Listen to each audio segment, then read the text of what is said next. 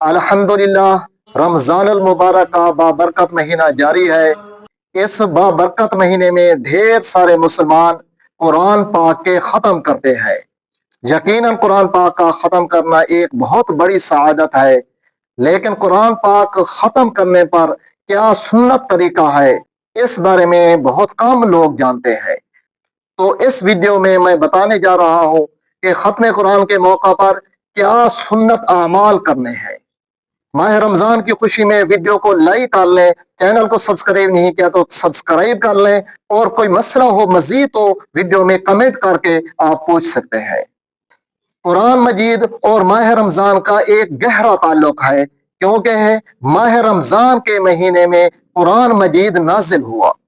जैसा कि कुरान मजीद में है, शहर रमजान अल्लज़ी उन्ज़िला फ़ीहिल कुरआन, कि रमजान का महीना ही है जिसमें कुरान मजीद का नज़ूल हुआ।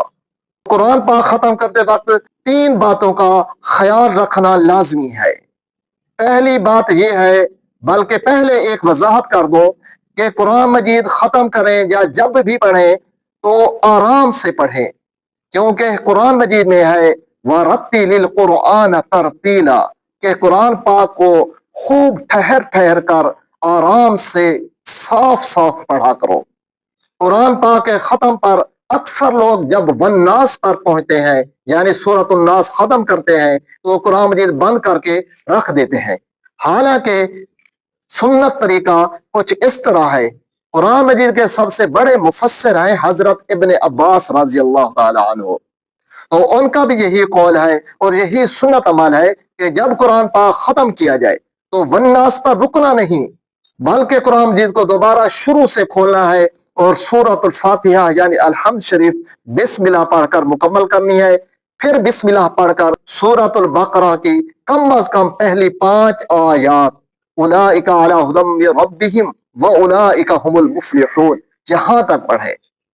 एक काम तो ये हो गया कि कुरान मजीद वन नास पर खत्म नहीं करना, बल्कि सूरतुल फातिहा अलहम्द शरीफ भी साथ पढ़नी है और सूरतुल बकरा मुफ्लिहून तक पढ़नी है। दूसरा काम यह करना है कि कुरान मजीद खत्म करते वक्त एक दुआ का एहतमाम करना है, क्योंकि कुरान मजीद के खत्म के वक्त दुआ कबूल होती है। एक दुआ तो कुरान मजीद के आखिर में दुआ खत्म कुरान के उन्वान से दर्ज होती है, ये पढ़ लें तो अच्छी बात है।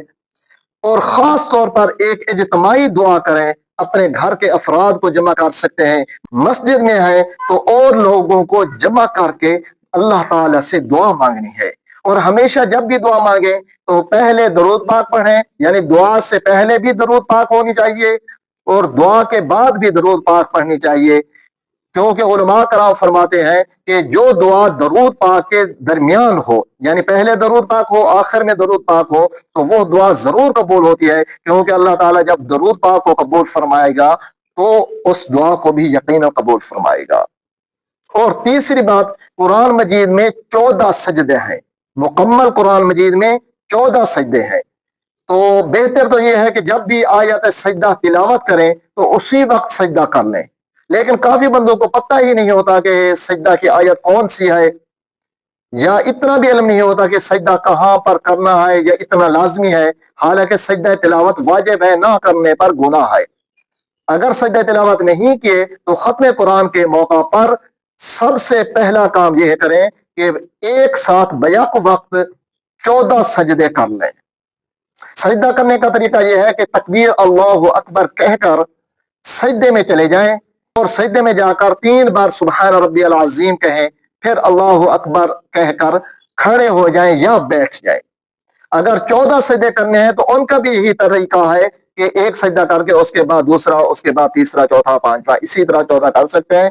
इन 3 बातों का खास तौर पर ख्याल रखना है। और अगर हो सके तो कुरान मजीद मुकम्मल करने के बाद अपने बड़ों के लिए और मुसलमान मरहूमीन के लिए नबी करीम सल्लल्लाहु अलैहि वसल्लम के वसीला जलीला से एहसाल सवाब कर दें तो ज्यादा बेहतर है। कमेंट करके बताइएगा कि आप कितना कुरान पाक इस माह रमजान में पढ़ चुके हैं और कितना पढ़ना चाहते हैं, या कितने खत्म कर चुके हैं और कितना करना चाहते हैं। अल्लाह आपको जज़ाए खैर दे। वीडियो को लाइक नहीं किया तो लाइक कर लें, चैनल को सब्सक्राइब कर लें।